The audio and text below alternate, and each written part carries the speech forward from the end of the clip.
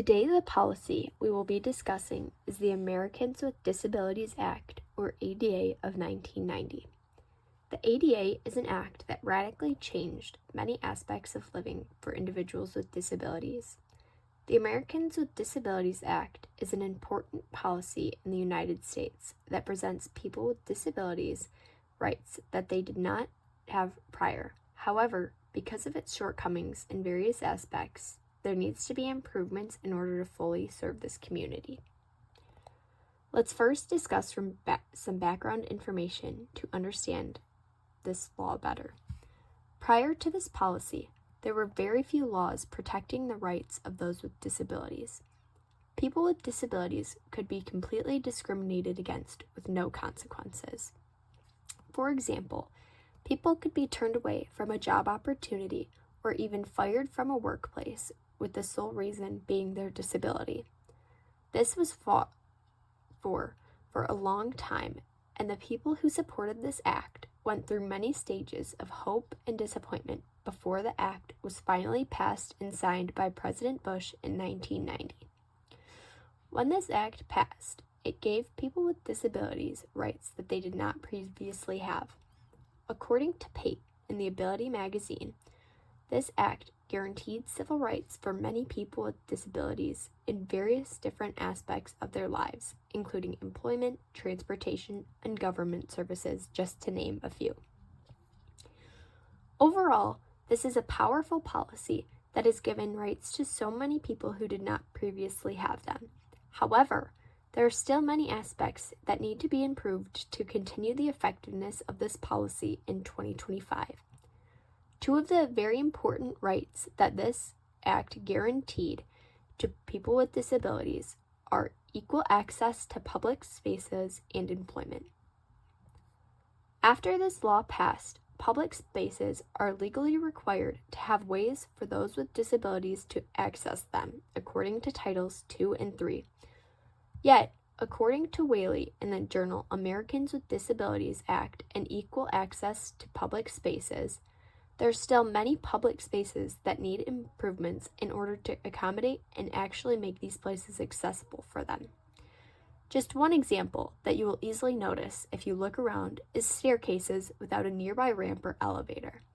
Or, if an elevator is being fixed with repairs, this can often cause many people to go out of their way to find an alternate way to get where they need to go.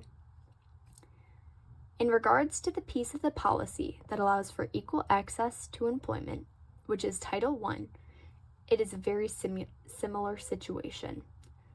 This law established rights that ensure that someone cannot be turned away for a paid position for the sole reason of a disability. Yet, as you can see on this graph, people with a disability have had significantly higher rates of unemployment for almost as long as this has been an issue. With that being said, even though this law took huge steps in the right direction in 1990, to this day, we need to make sure that steps are being taken to ensure the effectiveness, such as making sure that people are able to get where they need to go and be able to get the jobs that they are applying for without being discriminated against for their disability.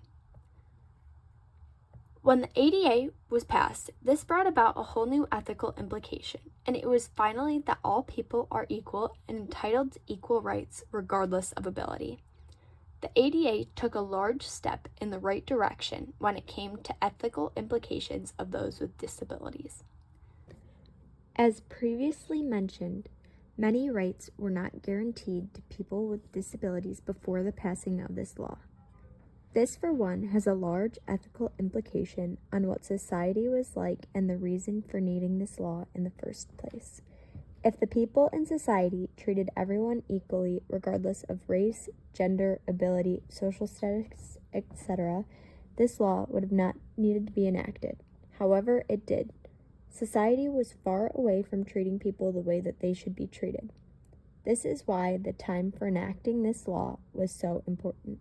According to Dr. Francine and Dr. Silvers, the few laws that had been enacted for those with disabilities prior to this law were not focusing on the people who needed it, but rather trying to lower their reliance on government services.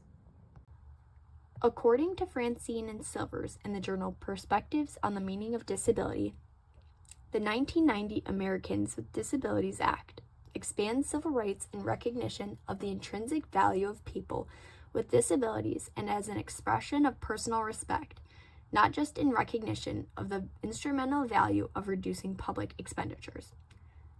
This means that giving people with disabilities the rights that they deserve changed the course that many people would live.